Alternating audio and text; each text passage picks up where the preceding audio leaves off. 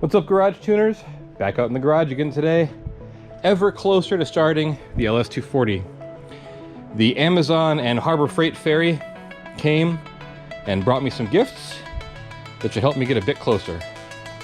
I'm going to deal with installing or building this welding stool here a second. Oh, well, garage stool, whatever it is. This stool that'll become my welding stool. And then I'll start unpacking the rest of this crap and getting some of it installed. Quick task one complete. Tiny stool assembled. This is at its lowest setting, but it puts me at a perfect height to sit next to my little welding table and take care of stuff. So that'll make welding a lot easier. I won't have to stand all the time. The second thing that I was hoping was going to be a quick, easy win was the lower radiator pipe. However, I was lazy and I didn't measure, and the fitting, the thermostat housing coming from the engine is 40 millimeters, and the fitting in the bottom of the radiator down there is 35. This is 35. So I'm gonna have to get something that goes from 35 to 40. Additionally, this is about 3 inches too short, so maybe I can find a tube to go in the middle, aluminum tube or something to go in the middle, to kind of bridge that gap. So, okay, whatever. Next thing. Coil radiator cap. Done. All right, now some actual content. Electrical things.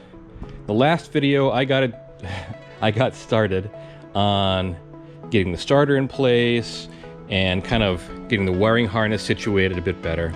I plan on continuing that in this video. These MSD coils take a lot of power, and so they require a wire direct to the battery, positive and negative, and then a ground direct to the cylinder head for both sides. I'm going to utilize these holes here to attach those grounds. And so I got some 3/8 by 16 bolts, just like I used in the back for the grounds, and I will use those here. I also bought some additional wire that I plan on using to ground the engine to the chassis and to aid in grounding the battery to the chassis. The battery terminals here are a little worse for wear. I mean, they're 30 years old. They've been modified by 18 people probably who have installed stereos and all this other crap. Where's the ground wire? Underneath my shirt here that I gotta move. There we go. And so do they work? They probably work fine, but while I'm in here messing around, why not clean it up a bit, throw a new ground on, and just make things happier and prettier. So I'm gonna get started with that.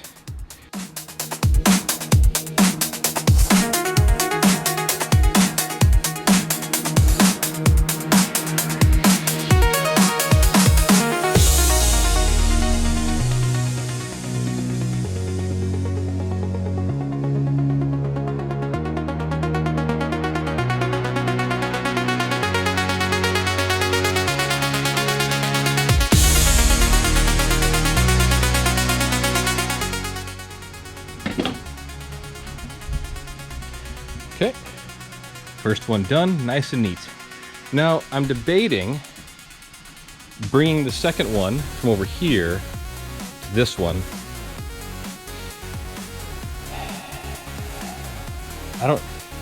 Part of me thinks it'll be a little bit cleaner looking. I won't have to use as many actual lugs in the head, and it'll leave me one open over here to go from here to a chassis ground. Let's take a look at how that'll look here.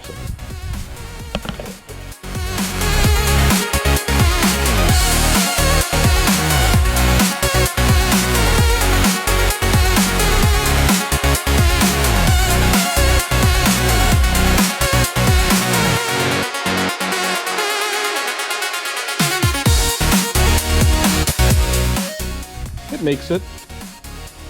So why don't we try that? Why don't we have this one and this one both grounding to here and see how that goes.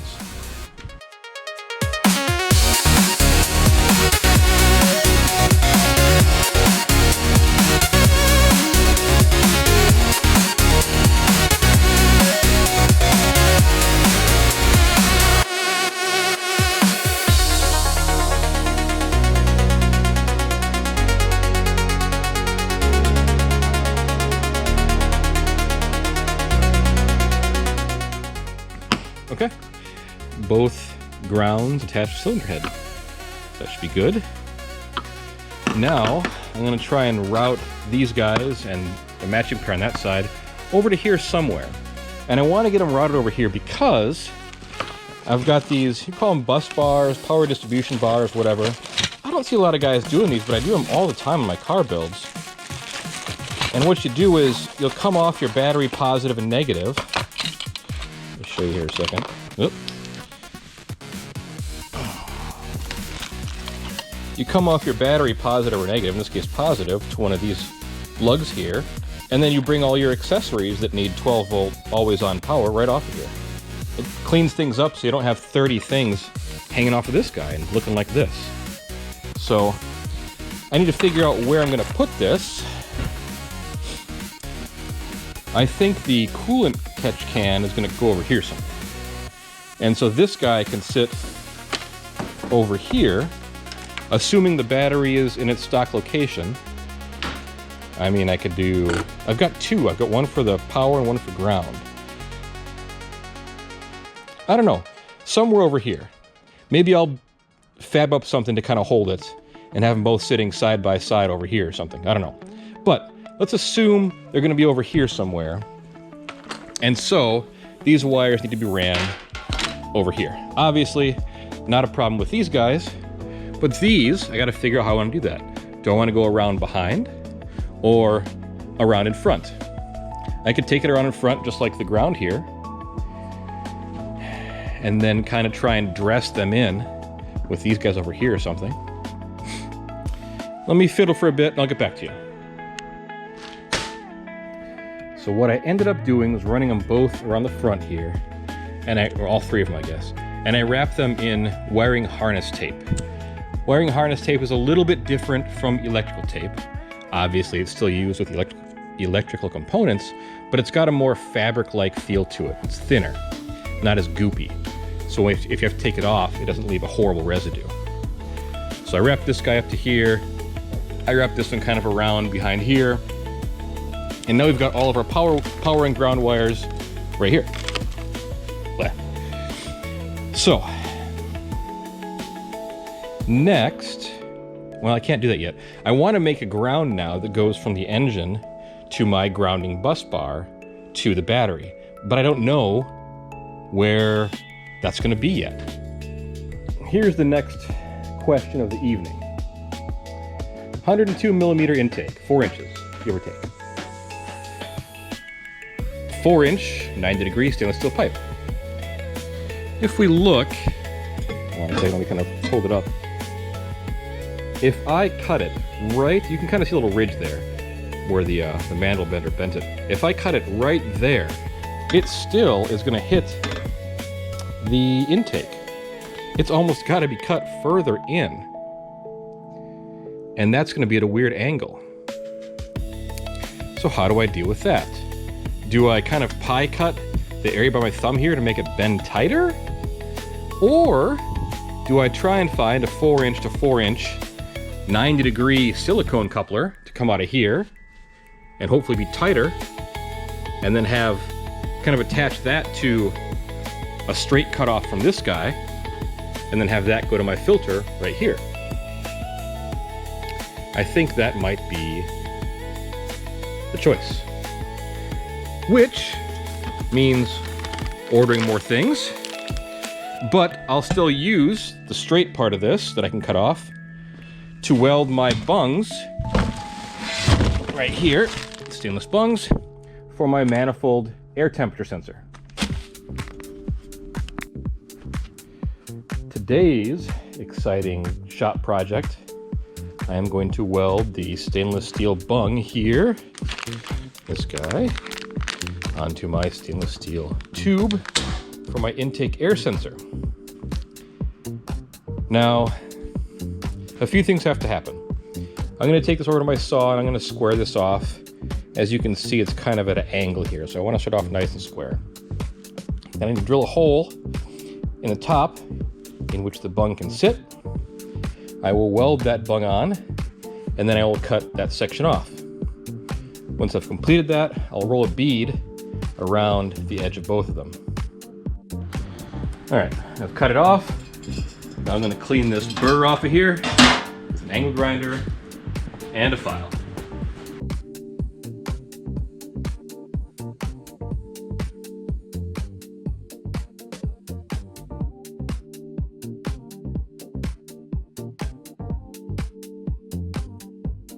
Need a hole somewhere. It doesn't really matter where the hole is because this will just be a section on its own.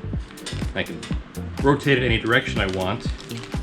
I think I want about 2 or 3 inches. I'm just going to kind of eyeball it. But I need a hole large enough to fit these guys.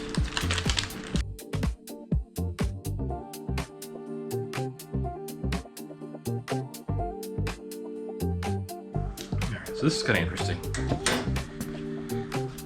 The sensor does fit, and it's NPT, so it's obviously kind of at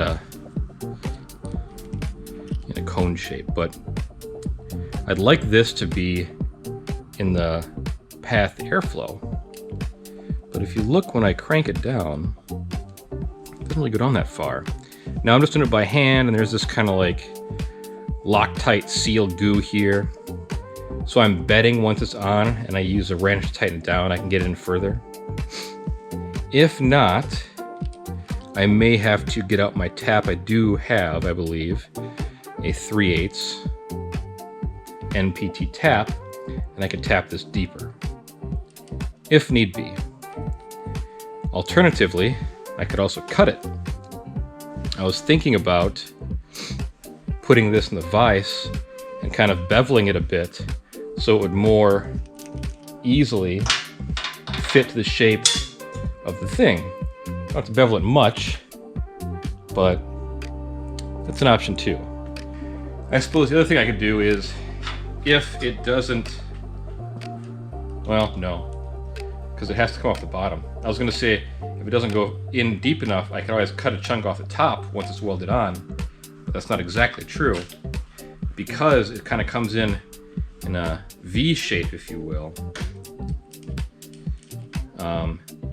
and it's getting tighter on the top, then cutting it off the top is going to help. It's going to be even tighter down below, so I'd really have to trim it up on the bottom.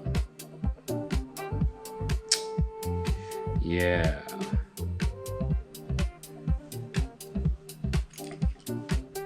Well, let's try it. Let's try it and see what happens.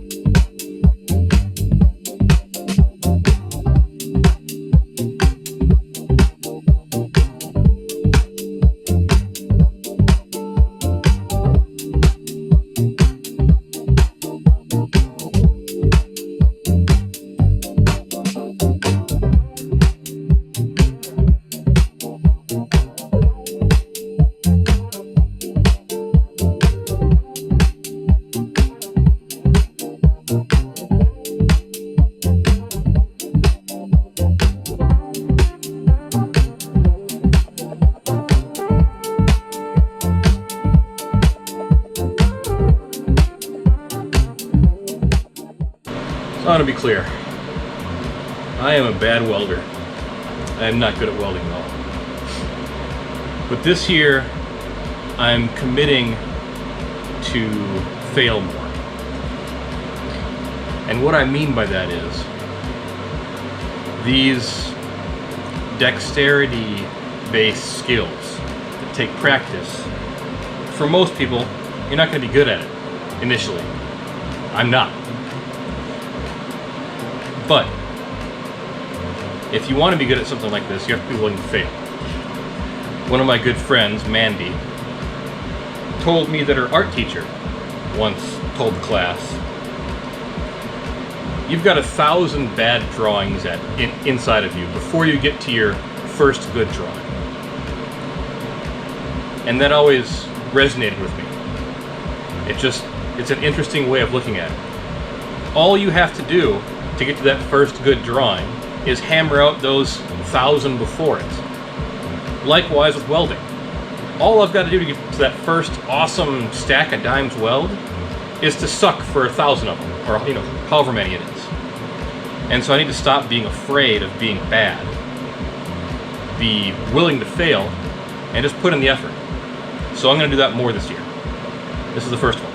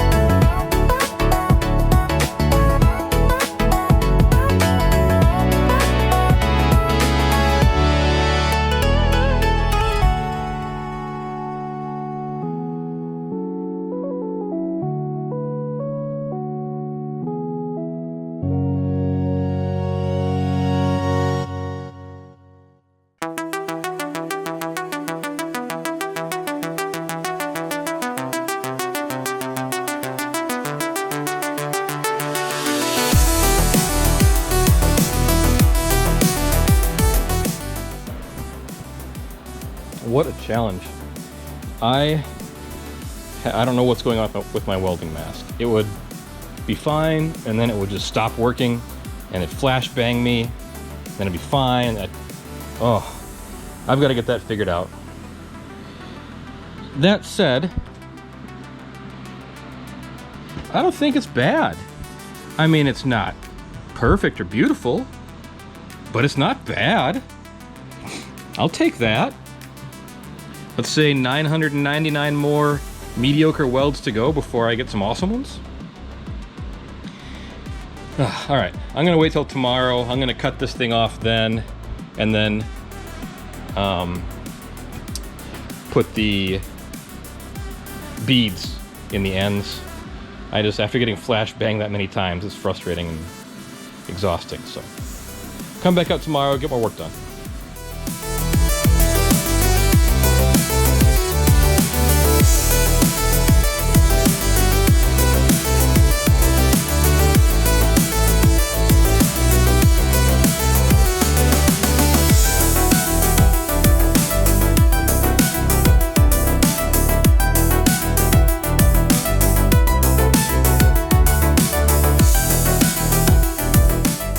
Of course, my GoPro memory card filled up while I was working on this.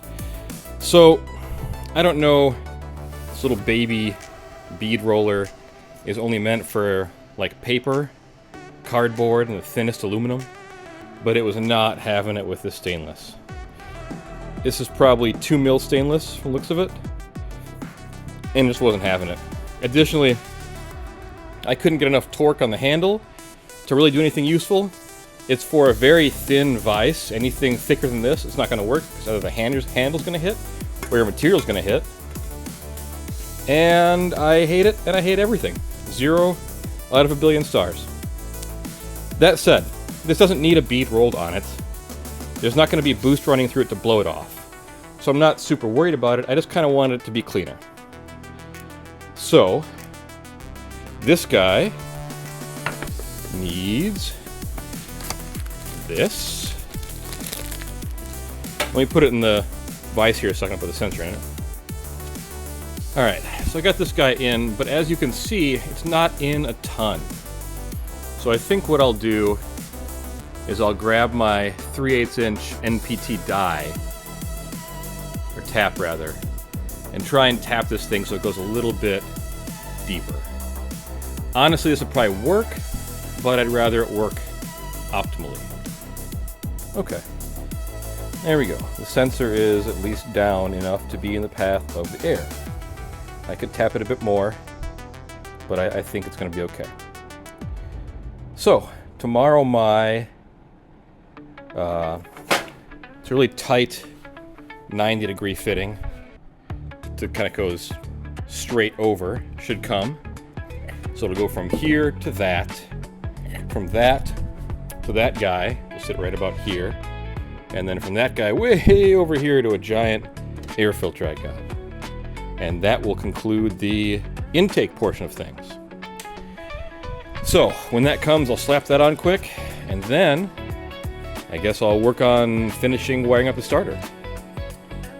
Yeah, it should be awesome. I think this is where I'm going to wrap this video. I've got more work to do tomorrow when I deal with the alternator and the starter over here. After I've done that, I need to wire up the power for the coil packs and the actual power for the ECU. Then I can get that plugged in, prime the fuel system, prime the oil, and it should be ready to start, which is bonkers. Thank you so much for watching and sticking around. For those of you who did, I really appreciate you hanging out with me. I appreciate the advice you offer. I appreciate the up thumbs you give. Please subscribe, like, and comment if you want to see more of this. I'm trying my best to make this into a decent thing. Otherwise, I hope you have a great week, and I'll see you in the next one.